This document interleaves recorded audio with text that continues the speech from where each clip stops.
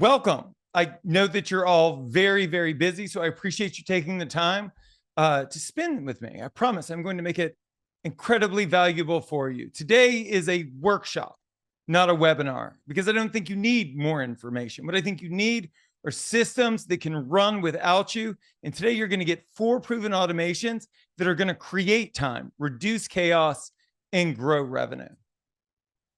I think what we need to start with is an analysis of the problem that we're dealing with. I don't think that most of us are underperforming. I think that we're under systematized. I think you have guests. I think you have a good team. I think you've got momentum, but there's no reliable process that prints time and revenue on demand. And that changes everything. It's the number one question that I ask my clients. I'm like, do you have levers? Do you have levers in your business that you can pull when you need more money, when you need more bandwidth? And so today, through the advent of AI and automation, I'm going to supply you with those levers. And before we do that, I want to start with a key paradigm shift. I think the struggle with AI, candidly, is like, what can you do with something that can do anything? Typically very little, right? Like we're using it to research recipes and things like that. I think that the problem with AI is that it's so versatile, it's just hard to wrap your arms around. AI now works across text and video and voice. And that means you can automate guest engagement however they reach you, through direct message or text or phone or email. But that's not really a paradigm shift. I think this is. If you treat AI like an assistant, it will function like an assistant.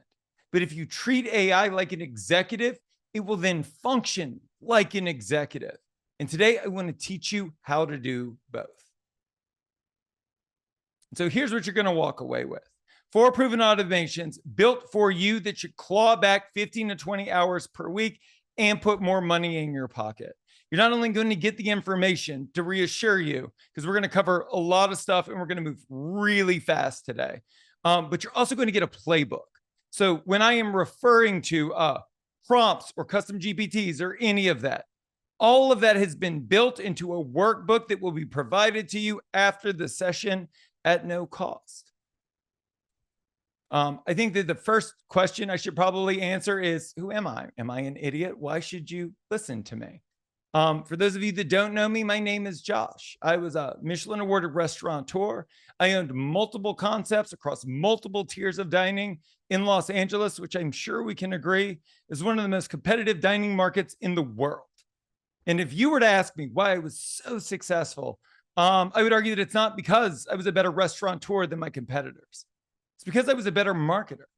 And so today I spend my time tackling the one thing that nobody wanted to deal with then, and most people don't want to deal with now, which is effective marketing. I coach owners to drive profit without burnout through effective marketing. And so today's playbook is going to come from the real work that I've done globally across hundreds of restaurants. But as a caveat, I think that learning is an active process. So this is as much a conversation as it is a presentation. It's also less interesting for me to just sit here screaming into the abyss. So we're going to use the chat a lot. I don't ask rhetorical questions.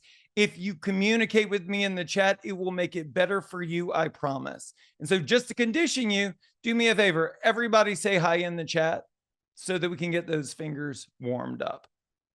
Look at you. Thank you so much. I appreciate it. So here's what we're going to cover over the course of the next 60 minutes. Everything you see here. And I want to give you specific instructions before we begin. As a restaurateur myself, the hurdle was never knowledge. It was always overwhelm. And so I'm going to be giving you a ton of information today, which if you take it in its entirety, you're probably not going to do anything with it. So like, as you're going through this, I want you to jot down the automations that resonate most with you. Let's force rank those and just pick one to do this week or this weekend. The team at Yelp is going to provide you with the workbook I created at the end of this. That way it's all going to be plug and play, copy and paste. Let me know in the chat. How does that sound? And again, we're moving fast. There's going to be a recording of this. You're good to go. So again, if you were to ask me what the biggest hurdle is for most of us when it comes to marketing, It's that we don't know what to say, right? Or we don't know how to say it and what through mediums to say it. Let me know in the chat. Is that true for you? Is that your hurdle in marketing? Is that you just don't know what to say and how to say it? So we just put up a piece of pie and we say, hey, come eat this. Let me know. I will caffeinate. Yes, absolutely. And so we can fix that, and we can fix that through automation. Here's what it looks like. So I'm going to start by telling you a story. So I think that where we struggle, especially as it relates to new customer acquisition, is best in class, effective storytelling and stringing it together in a way that's going to get people's attention. If you've consumed any of my content, you know that I believe that social media is super valuable in terms of creating awareness, but it is a very low intent platform. And so I train my clients to use this strategy that was developed from soap operas. And we use this strategy to effectively tell stories that turn eyeballs into butts in seats. And the goal is really simple: to create curiosity, build momentum, and convert interest into covers, catering, event sales, and gift card sales. But let me tell you about the framework first, because all of this is going to be built into your robot. In the earliest days of soap operas, they were created by a company called Procter & Gamble, and they were created to sell soap to housewives. And so the critical element in this is that they needed to watch the commercials. And in the first iterations of soap operas, they were largely ineffective. What they found is that the people watching the soap operas would fall off midway through. And that's actually like a structural issue. It's because of the way a story is told. So it starts out with an introduction to the characters, and then they move into like the establishment of the problem. There's a climax, a resolution, and then the conclusion. And what they found in the soap operas was that as soon as the climax hit, people stopped watching because they had already gotten their dopamine hit for the day. So when you look at a soap opera today, or you look at any modern drama on television, what you're going to see is this really unique dynamic, which is that they aren't telling one storyline, they're telling three. And so when you do that, you're pulling people through the arc of the episode. And so you end up with three climaxes over the course of 50 minutes. And I think that the same lesson can be true for our social media strategy. So we're going to tell three concurrent storylines over the course of 6 weeks. And it's all developed into one cohesive plan. Let me know in the chat, at least in abstract, does that make sense? And so here are your three storylines. It starts with purpose. It's you. It's about you and why you chose this cuisine and why you chose this location and why you chose this particular building or this tier of dining. You're letting people know your why, which, like Simon Sinek says, people don't buy what you do, they buy why you do it. And then we get into process, which I think is where we all spend a lot of time, right? And that is the effort that goes into creating an effortless experience. So it's behind the scenes, it's cooking and cooking and cocktail demos. I think it's about setting up for an event. One of the things that was really effective for us when we wanted to sell more catering was we showed behind the scenes of us catering big jobs. And people saw that, and it created curiosity and built momentum. And so we talk about purpose and we talk about process. But then the third storyline is people. Because human interest stories make the world go round. That's why reality TV is king. And so people are interested in the people that work for us and with us, and highlighting our best employees and our best vendors and our best neighbors and our best regulars. That's going to resonate with people because people care about people. And so if we look at where we are, speaking candidly, you went from kind of posting willy-nilly on social media every so often to now I've given you a plan that feels like it's going to require a lot more work, which I know is not what you need in your life. So let me show you how we automate this process. We start by chopping up the stories. Guests don't need the whole story in one post. What they need is a reason to lean in and a place to click. So I built you a prompt that builds the stories around that idea. And then we're going to thread purpose and process in people through each storyline so that it feels human and useful and on brand. And these are the tools that we use to create the arc. So you're going to have to decide, because this is rooted in you. The prompt that I created for you is going to ask you questions, because you will ultimately decide the trajectory of this thing. And so, as I mentioned in the top of the presentation, we focus on effective marketing. Marketing needs to be effective, not performative. And so we start with your quarterly priorities. Like, we don't think about that. It's like, oh, I need to post, and it's just the thing I do. But like, what are we talking about for the next 6 weeks? Is it your catering pipeline? Do you have a new menu dropping? LTOs? Do you want to sell more gift cards over the next 6 weeks? And then for each priority, we layer in purpose and process and the people who are going to make this special and different. These become the raw inputs for your Chat GPT. And so I've created a prompt that functions as like an arc planner. It's going to create 3 6-week arcs for you. And this is what they look like. And I think this is the business, ladies and gentlemen. It is going to give you scripts so that you know what to say on camera. It's going to give you a shot list of everything that you need to collect. It's going to give you the copy that will associate the video or the photo, and it's going to give you a publishing schedule across all channels. All you have to do is decide what you want to talk about, and then it will take care of everything for you. Let me know in the chat. How does that sound?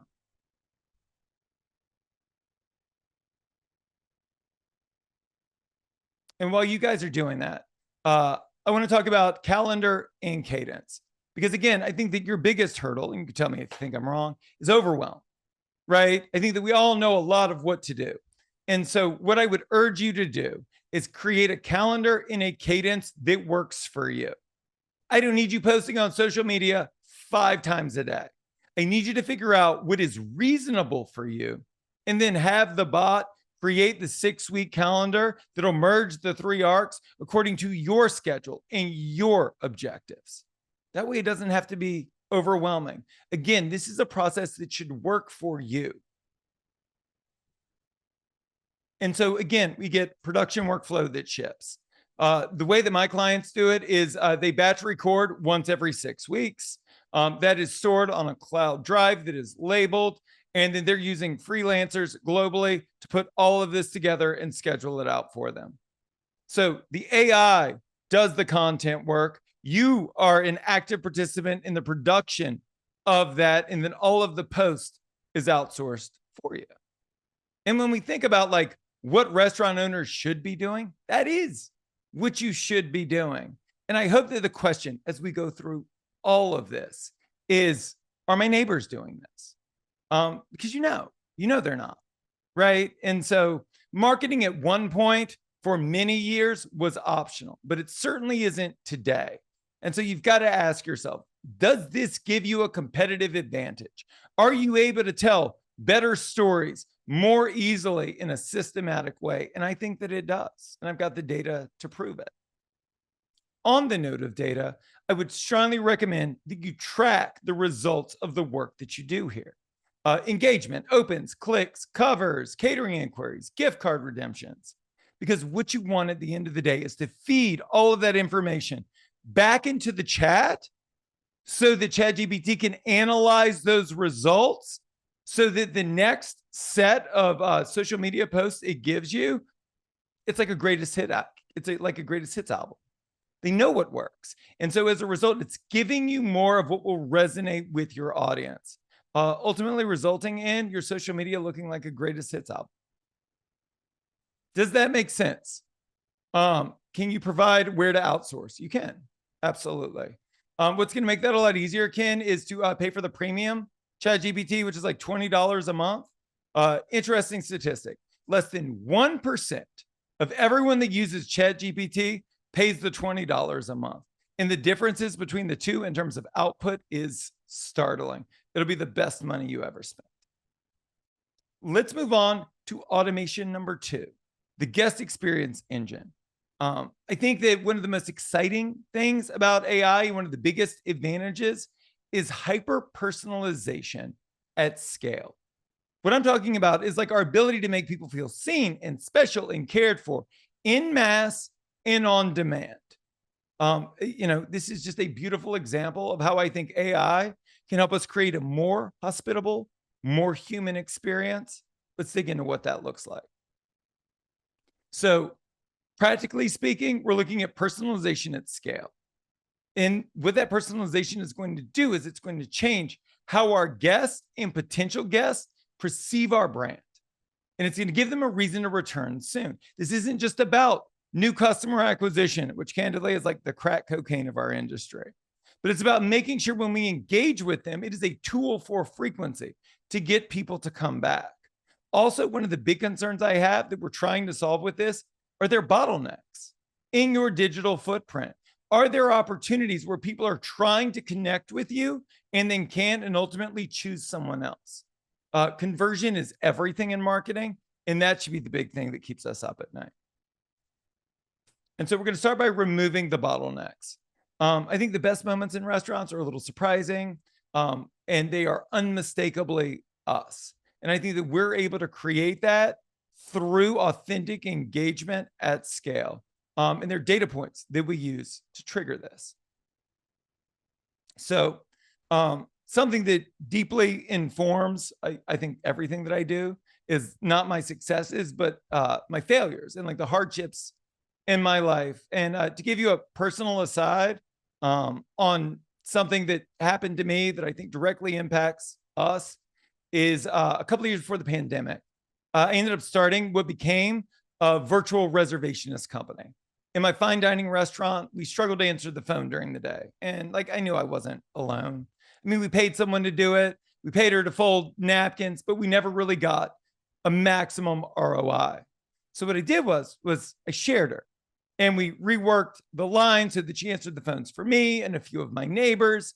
And then, like, you know how the industry is. They told other people, and you flash forward a year and I'm answering the phones for like hundreds of restaurants up and down the West Coast of the country.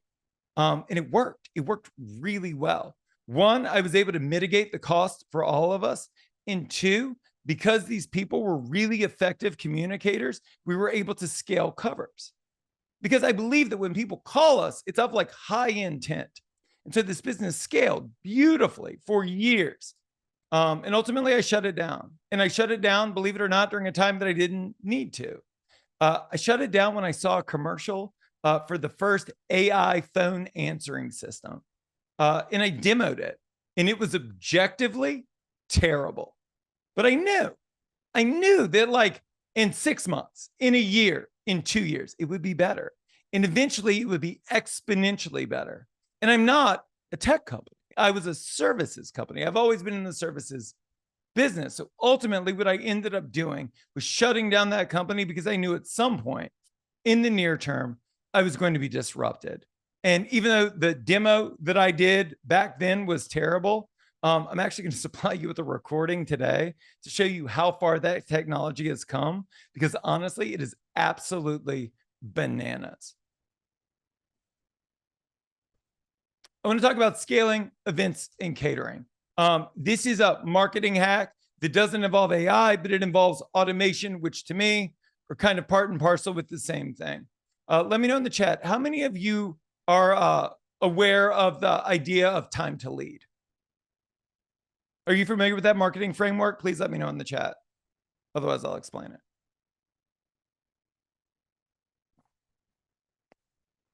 So this is a life hack. It was a life hack for me as a restaurateur and for my clients. It's absolutely amazing. So we can build into forms automations. So there's this commonly cited statistic that responding within 1 minute of getting an inquiry yields a 391% lift in conversions. What does that mean? Let me ask you. How quickly do you reply back to event and catering inquiries? Within a day, 2 days, 3 days, 5 days, an hour, 2 hours? If you can respond within 1 minute, you will yield a 391% lift. And so how do we do that? The way that we do it is we chop up our form so that it's first name, last name, phone number, email address, and then all the specifics of the event. And so Cynthia takes 5 days to get back. When you email me on a form on my website for, let's say, a catering job, it immediately sends you a text message. Hey, Cynthia, this is Josh with Pru and Proper. I wanted to let you know that we got your catering inquiry and we're working on it now. I'm going to follow up with you in the next 5 minutes with a couple of follow-up questions via email. And then 4 minutes later, it triggers an automatic email that goes out that has a few follow-up questions. Why is that effective? Why is the idea of time to lead so effective? It's because nobody wants to book at your restaurant. They want to book at a restaurant, and you are one of many people they reached out to.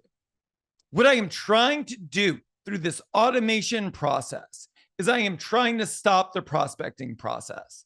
That when Thomas or Lisa or Brooke reaches out to me, they stop reaching out to other people because, like, I know my stuff. I'm on it.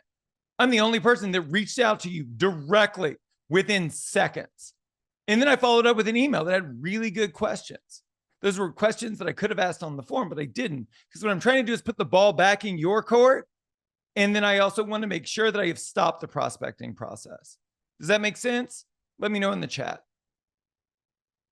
If you set this up for your catering and event inquiries, it will massively scale your conversion rate.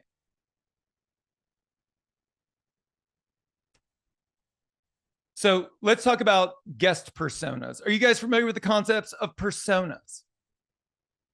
Let me know in the chat. No worries. Let's go through it. Look, guys, if you knew all of this stuff, like, what would I do for a living? So I'm glad that you don't know it. It gives me an opportunity to share. So I think we can all agree the guest feedback is everything, right? And if you had all of the money in the world, what I would recommend you do is you focus group. So what you would do is for every event, every menu adjustment, every limited time offer, everything that you do, you would cobble together 5, 10, 12 of your best customers in a room. You would let them try it and you would have them submit critical feedback. That way, you know it's going to be a banger out the gate. But who can afford to do that? That is so incredibly expensive. One of the things that I provided you with in your workbook is a prompt to create guest personas. What it does is it scrapes your online reviews and then it creates composite humans based off of that information using geographic, demographic, economic, and psychographic data. And then what we're doing in my group with my clients is we're focus grouping. So they're like, look, this is what we want to run as an LTO. And so we run it by the group. We say, would this get you off the couch? What would be more exciting? What would I have to do to convince you to host a holiday party with me?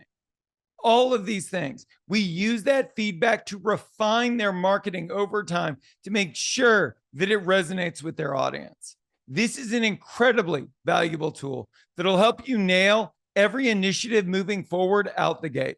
And the prompt is super simple. You'll copy it, you'll paste it in, it will do the online research, and then it will create the personas, which actually have names in kind of a creepy way. And then you'll be able to copy and paste those personas back in and say, listen, based on these personas, what do you think about this pizza special? Or would this make you sign up for my loyalty program? Because the more feedback that we have, the closer we're going to get to doing things right.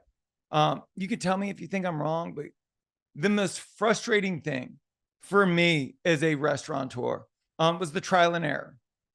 It was doing something that I thought would really excite or inspire people, and either it fell flat or it potentially inspired rage. People got upset by the thing that we did.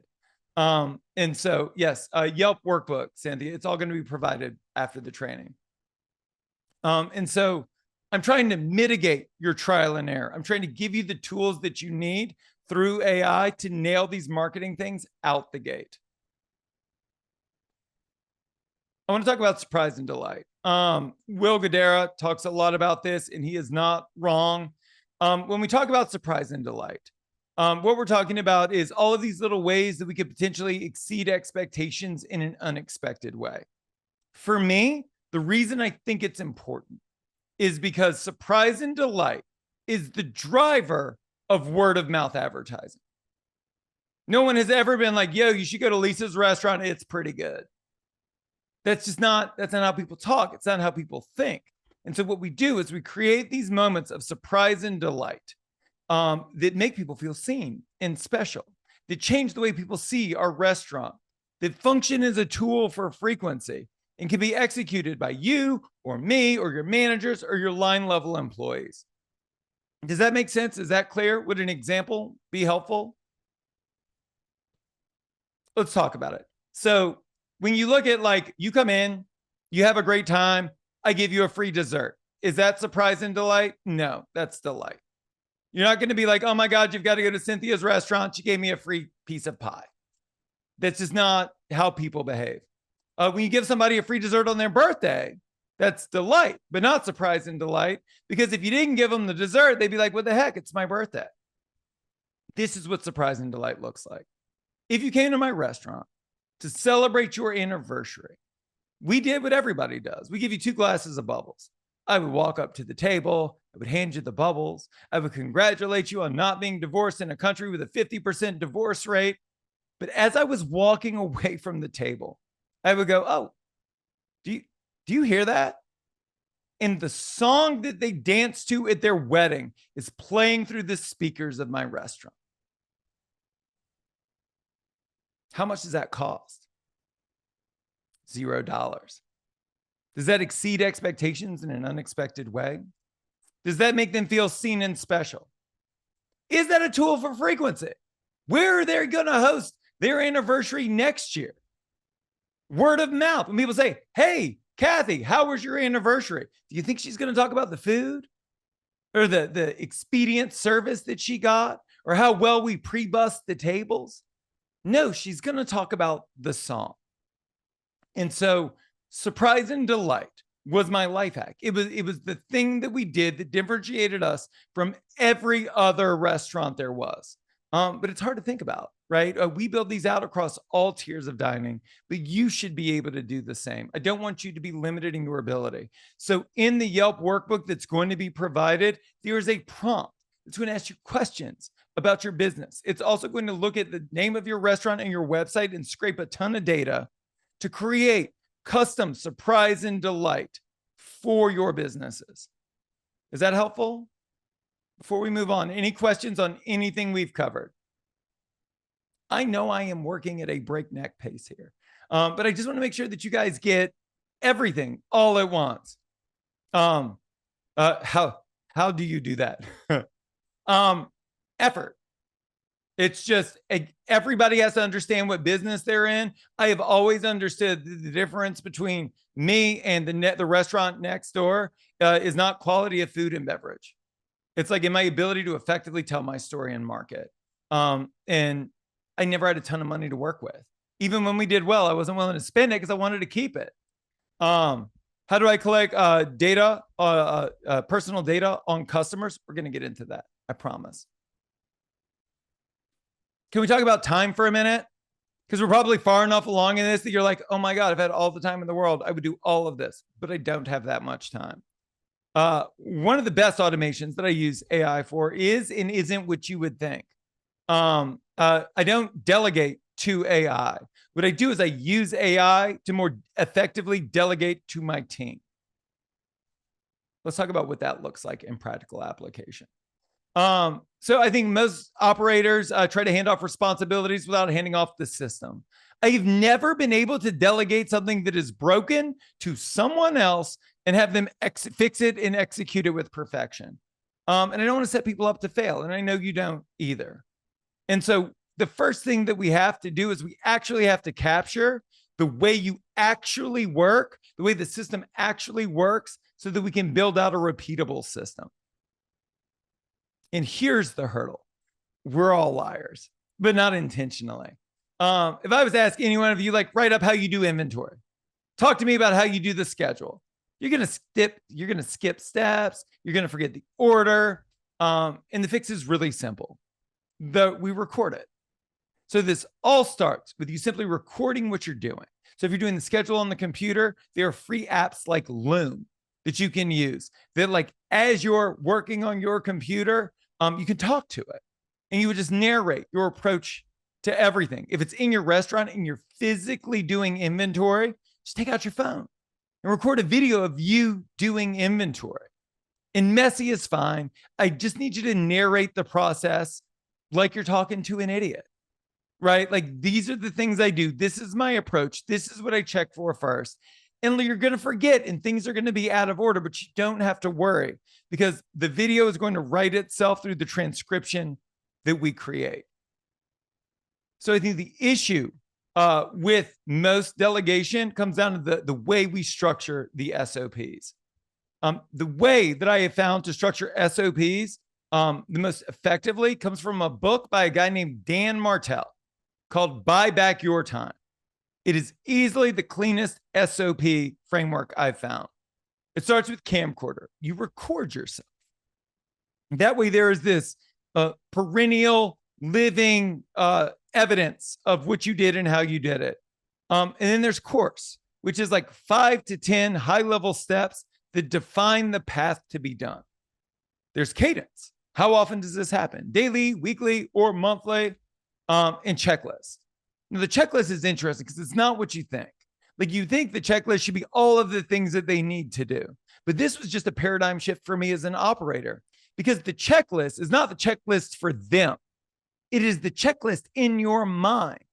So when you have your manager do the schedule and you validate whether it's right or not, there is a checklist in your mind, right? There are things that you go through to make sure that they've done it right. But the problem is we keep all of that information inside of ourselves, right? We don't share that. We share everything but that. But in sharing that internal checklist, they're then able to validate their own work. And so it's just going to start with you recording the work, and then we're going to put it into these 4 blocks using the AI. So why does this framework work when there are 1,000 frameworks out there? I think the video preserves the reality. They can always go back to it. I think that the 4 C's framework creates clarity. And when your manager gets a how-to video plus the SOPs, there's like a visible definition of done, clear timing, and guardrails against common mistakes. And I think that that's why execution improves immediately. And then you stop re-explaining and explaining again. They stop guessing. Even if you fire your manager tomorrow, you still have this perfect thing that you can pass off to the next person. And like, how could they fail once they have all of these tools in place? But you would think to yourself, it would take a really long time to get this done. I am a huge fan of redundant work. So what I want you to do is just film the process. Don't carve out time to do it. When you do the schedule, record you doing the schedule. When you do inventory, record yourself doing inventory. Just bake it into the way that you do everything and narrate it as you go. You don't need to script it. Just talk about what you're doing, why, and the checklist in your mind as you go through it. If you don't want to record yourself, voice notes work. The goal here is truth, and then the system itself will polish it. So once you have the video, what we do is we transcribe it. There are a ton of things that do this. Fireflies, Otter, Descript, Riverside. You could even create an unlisted YouTube channel that for free will auto-generate captions that you can then copy and paste. And then what you're going to do is you're going to take the prompt that I provide you with, paste it into ChatGPT, and then attach the transcript. And then it's going to automate the delegation framework.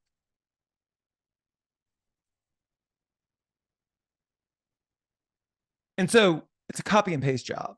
And you can use this today. And what I would recommend is rather than doing all of your things, just do it with one and delegate that thing. Because I think you're going to find that the math on this is really compelling.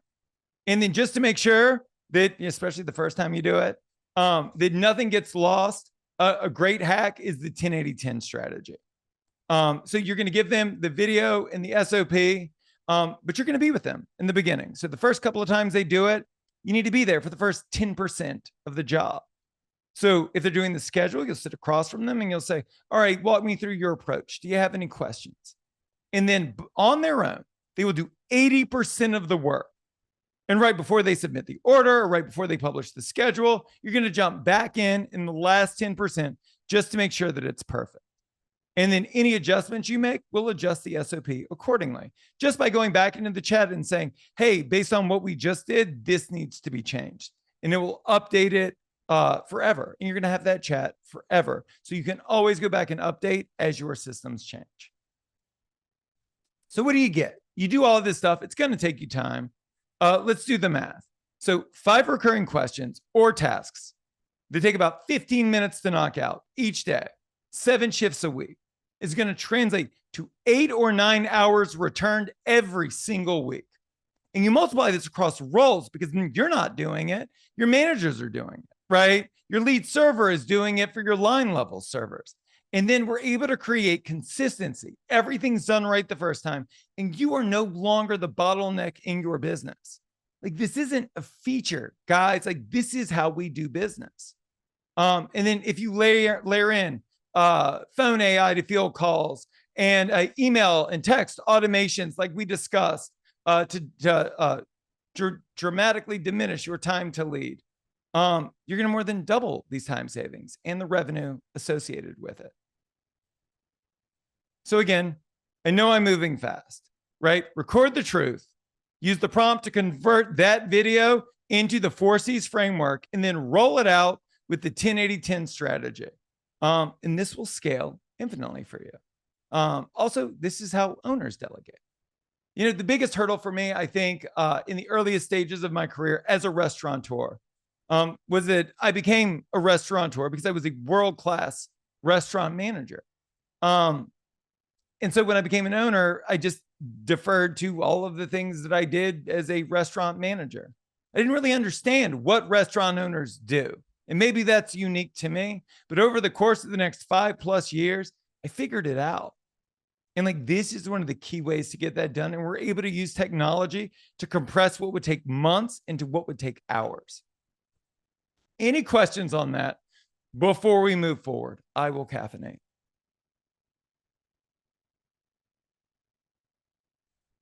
You would think at least one person would ask, how do you talk so much without taking a breath? All right. Automation number 4, the hiring system. So like, you're all aware of the data around employee churn, right? And so the trick is to hire right out the gate. But the hurdle to this is that people apply for jobs that they'll hate. And I think it's due to ego barriers, right? Like, nobody really knows themselves. Freud talked a lot about this. So we need to fix this by knowing them better than they know themselves. And AI can really help with this. So we're going to be done guessing. What we're going to do is take a data-backed approach to hiring right. We are going to design a role around outcomes and working style. We're going to let AI draft a job description and ads that speak directly to that human who will thrive under these conditions. Let's talk about why this works. It works because when you focus on outcomes and you're defining the outcomes in the working style first, you will attract people who actually deserve to win the seat. It's going to cut turnover, it's going to accelerate onboarding, and it's going to reduce manager whiplash. So it starts with a wish list. We're going to do this and do it really well by starting with outcomes. What are the numbers and responsibilities that we're going to hold this new person to? Whether it's a dishwasher, whether it's a manager, like, what are they responsible for? A mistake that I made for too long was to expect too little of people. The goal was that, you know, as long as they didn't destroy anything and they just kept the trains moving on time, that everything was okay. But I don't believe that's the case anymore. I think because we're paying people so much, we need to expect more from them. And in order to do that, we need to be very clear about the outcomes from the roles that they hold. So if I was looking at a server, I would mandate a per customer average spend or a percentage of people that are enrolled in the loyalty program. If I was working with a host, it would be about turn times and things like that. If I was working with a manager, it would be about events closed. And so I start with the outcomes. I then look at my past performance in that role or in other people's past performance in that role, and I itemize all of the things that I loved about the past people. But then I also look for the gaps, right? And I list all of the missing pieces that I wish somebody would fulfill in this role. The things that either I thought like the current person didn't get, didn't want to get, or didn't have the capacity to do. And what I'm going to do is I'm going to paste all of that into ChatGPT using the prompt that I created that's in your workbook. and I'm going to request a clear title and job description based on everything that I put in. As a caveat to this, I think most of you don't need clearer roles. I think you need hybrid roles, roles that are custom to you and the needs of your business. Tell me if I'm wrong, but I mean, do any of us really need another manager to manage generally? What I have found and what I found in my clients is that every business needs a generalist.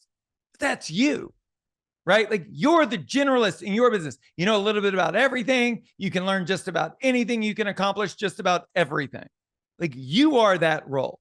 And so what I want when I hire a general manager is I'm actually hiring like an administrator, right? So they've got to love doing the schedule. They've got to love day-to-day operations. They've got to love doing payroll.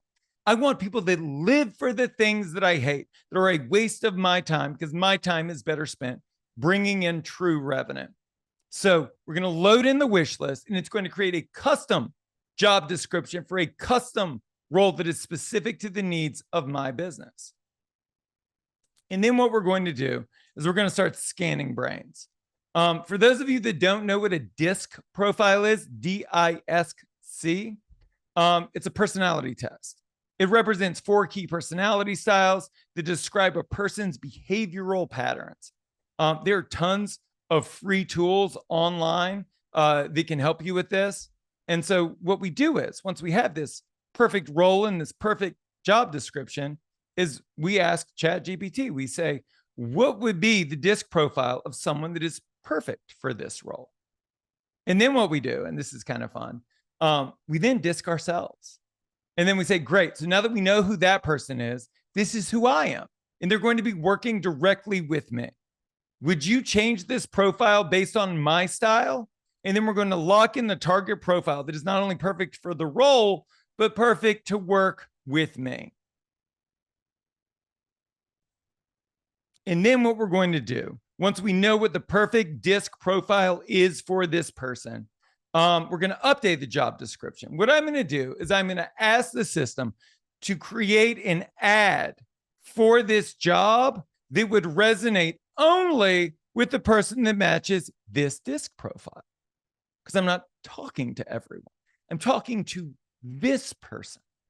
And so it's going to create the perfect ad that's going to resonate with this person. It's going to add in all of my non-negotiables. And we're ready to rock and roll. And so then the resumes start coming in. And what we do is we use the DISC to screen early. So whenever anyone applies, we immediately reply back and say, hey, do me a favor, fill out this free survey and please send me the results. Some people won't, many people will. And then what we are going to do is we are going to prioritize interviewing the candidates that match the natural predisposition of the DISC profile.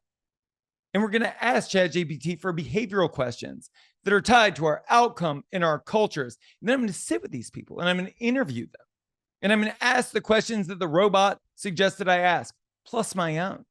And what I'm going to do is I'm going to get permission in that interview to record it. And then I'm going to transcribe that. I'm going to paste it back into the chat. And I'm going to have the model score all of these people against my rubric in the DISC fit.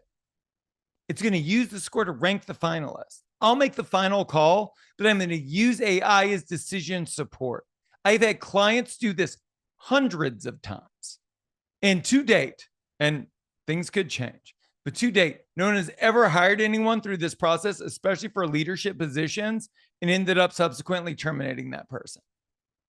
But it makes sense, right? And it makes sense because this person is not only qualified for the role, but they're naturally predisposed to loving it. Let me know in the chat. Does that make sense? I'm going to keep selling it. So like if you're only able to avoid 2 bad hires per quarter, you can return 40 to 60 manager hours per quarter. When you hire a profile, you're going to reduce churn and coaching load. This is the future. We can make better decisions by leveraging AI to do so. Oh my goodness, 45 minutes without taking a breath. Let's put it all together because I know we've covered a ton of ground. So let's start by assuming that you execute like a pro and that you've launched all of these automations into your business as of the close of this thing. What should you be looking for? How would you know if this works? I think you should be looking online. Are mentions up? Is your conversion rate up on your website? Are there specific moments that are being called out in online reviews? Is customer frequency up? Is there a shorter time to recovery? Is there a higher return rate within 30 days? Has your per customer average spend gone up? What I have found is when you use these frameworks, the playbook becomes really clear, and then excellence is the baseline because this is the flywheel we've created. All right, step by step. So you learned how to record real work and turn it into the 4 C's. You've built a hiring process that attracts the right disc profile and screens for fit. You set up a 6-week soap opera strategy with 3 storylines so your marketing runs on rails. You've designed surprise and delight that feels personal and lifts customer frequency. And all of this lives inside your chat GPT, not mine, so that you can access it whenever you need. And the expected benefits here are clear, guys. 15 to 20 hours back each week, faster onboarding, more consistent execution, more covers, and guests who feel seen. Can I get an amen? All right. So one of the things I like to do at the end of this is I like to talk about quick wins. Like, what can you do today to make really quick money? I want to delve back into flow because I think that it's a conversation worth having. There's gold in them there hills. The phones matter. The phones matter because the boomers are still the largest population in the country. The phone matters because the people that are calling you are of inherently high intent. Believe me when I tell you, for most people, if they could avoid calling you on the phone, they would. So it is obviously something that is urgent that can't be handled in any other capacity. So we need to start answering the phone because there is money on the line, and AI can help with this in a really amazing way. I wanted to end with a give, like a big give. And so for those of you that are unaware, Yelp Host is a new AI phone service for restaurants that's going to handle the calls you missed or the calls you can't take. It does everything. It's going to answer frequently asked questions, filter spam. It can transfer to staff when needed, but it's going to capture messages. People can join the wait list using it, and they can make reservations across multiple reservation platforms using this software. In other words, like, we need to keep more of the business from the demand we're trying to create. And I believe that there's leak on the phones. And I think that this is a great way to get it done. And I'll let you know what it sounds like because it's absolutely wild. If this is the direction the world is headed in, and it is, this is the direction we should be going. So if you go to host.yelp.ai, you can get up to 30 days free. You don't need to change anything about your phone system or the way that you do business. And this thing can be set up in 10 minutes. In like a couple of minutes, I'll show you what it looks like. Let me know in the chat. How did I do? You're all very, very busy people. There are a ton of people on this call. Was this worth your time? Let me know in the chat. Did you learn something? Are we friends yet? Perfect. If you can't tell, I like to talk a lot. And I like to teach a lot. And the people that I'm trying to teach are me 10 years ago. And I like to focus on actionable information that creates really quick cash. I don't blame you for being doubtful. I've sat in many webinars myself. If you're interested in other things, learning to scale your per customer average spend, new customer acquisition, doubling customer frequency, or scaling corporate events and catering, that's my bag. That's what I do for a living. And so what I've done is every month, and the next one's coming up in like a week, I host a free marketing masterclass. It's 5 days, 1 hour a day. And what I do is I run you through my frameworks. Just like this, there are no I'm not pulling punches. I'm showing you tactically what to do day by day by day. And if it's something you're interested in, it is free to sign up for. It is free to join. And if you thought this was valuable, give me 5 hours of your time and see what we can do. The promise is that I will show you step by step how to scale your restaurant's profitability by 15% or more. I will give you all the frameworks. It is my privilege to do so. And without further, you can go to joshkopel.com to knock that out. And as promised, I want you to listen to this AI video from Yelp Host because it is absolutely insane. Let me know in the chat if you can hear this. Thanks for calling Bella Cucina. Can you guys hear that? Let me know in the chat. Sweet. All right, let's go. home of handmade pasta and wood-fired pizza. How can I help? Hi, do you have gluten-free options available? Yes, we do offer gluten-free options. We have gluten-free pasta, a variety of salads, and grilled salmon available.